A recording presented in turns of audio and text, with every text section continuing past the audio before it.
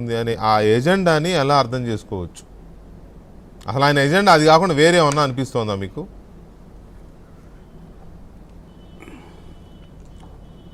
వెంకటకృష్ణ గారు నమస్కారం. నమస్తే. నమస్తే అండి. పెద్దల గఫూర్ గారికి, మాణిక్ వరప్రసాద్ గారికి కూడా నమస్కారాలు.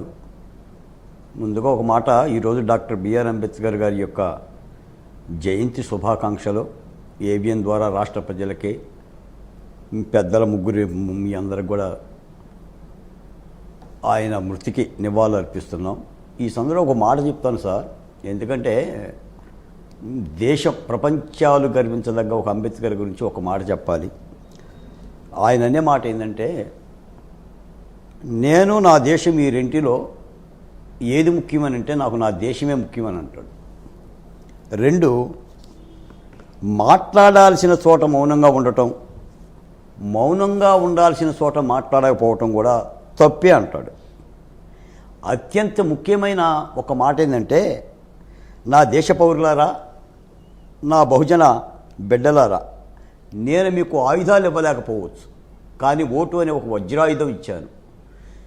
దీనిని ఉపయోగించుకొని మీరు తల ఎత్తుకొని బతుకుతారో, తల దించుకొని బతుకుతారో, బానిసలుగా బతుకుతారో, విజేతలుగా బతుకుతారో మీరే నిర్ణయించుకునే ఒక అద్భుతమైన ప్రజాస్వామిక సూత్రాన్ని బోధించి వెళ్ళిన మహాత్ముడు.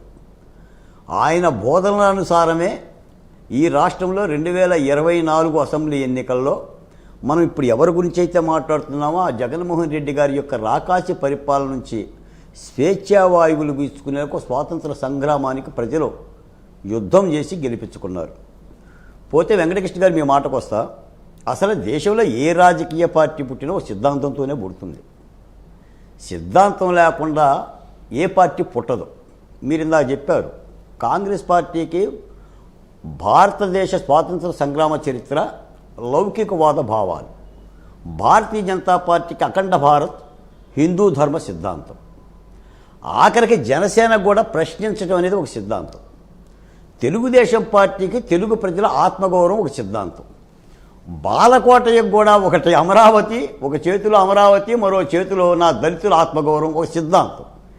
ఏ సిద్ధాంతం లేని రాద్ధాంతవ పార్టీ వైసీపీ పార్టీ.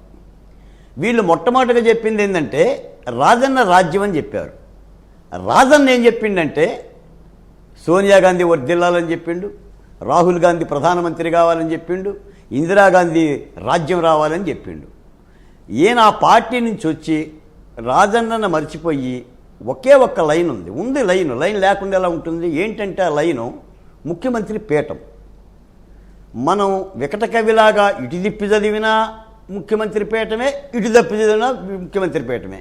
మీరు జగన్మోహన్ రెడ్డి గారు వెళ్ళే ప్రతి కార్యక్రమాన్ని మీరు చూడండి, వెనక వచ్చే అరుపులు సీఎం సీఎం సీఎం. ఈ అరుపులు ఆయన కర్ణభేరికి వినిపించకపోతే అది కార్యక్రమమే కాదు. మరి నిజానికి ఇందాక పెద్దలు చెప్పినట్టుగా ఈరోజు నీ దేశం గర్వించదగ్గ అంబేద్కర్ యొక్క జయంతికి జగన్మోహన్ రెడ్డి గారు ట్వీట్ అన్న పెట్టాడా? నాకు ఆ ట్వీట్ కూడా కనిపించినట్టేం లేదు.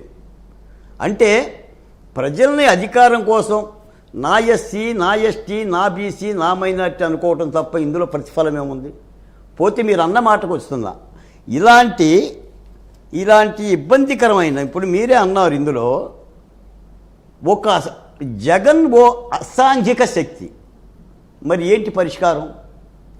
ఈ రోజున రాముడు పట్టాభిషిక్తుడైన తర్వాత కూడా రావణుడి గురించి ఆలోచించడం ఏంటి? అయోధ్యలో సంబరాలు జరిగిన తర్వాత కూడా లంక గురించి ఆలోచించడం ఏంటి? భస్మీపట్లమైన లంక. అరణ్యవాసం, అజ్ఞాతవాసం పూర్తి చేసుకొని పంచపాండవుల పట్టాభిషిక్తులైన తర్వాత కూడా కౌరవుల గురించి ఆలోచించడం ఏంటి? మరి ఇప్పుడు ఈ యొక్క అసాంఘిక శక్తిని కట్టడి చేయాల్సిన బాధ్యత ఎవరిది? రాజ్యాంగ పరంగానే, ప్రభుత్వాల పరంగానే చేస్తే ప్రభుత్వాలే చెయ్యాలి. ప్రభుత్వాలు గనక కట్టడి చేయటంలో విఫలమైతే ప్రజలు అప్రమత్తంగా ఉండాలి. నిన్న నేను ఏబి వెంకటేశ్వర గారి యొక్క కార్యక్రమాన్ని చూశా.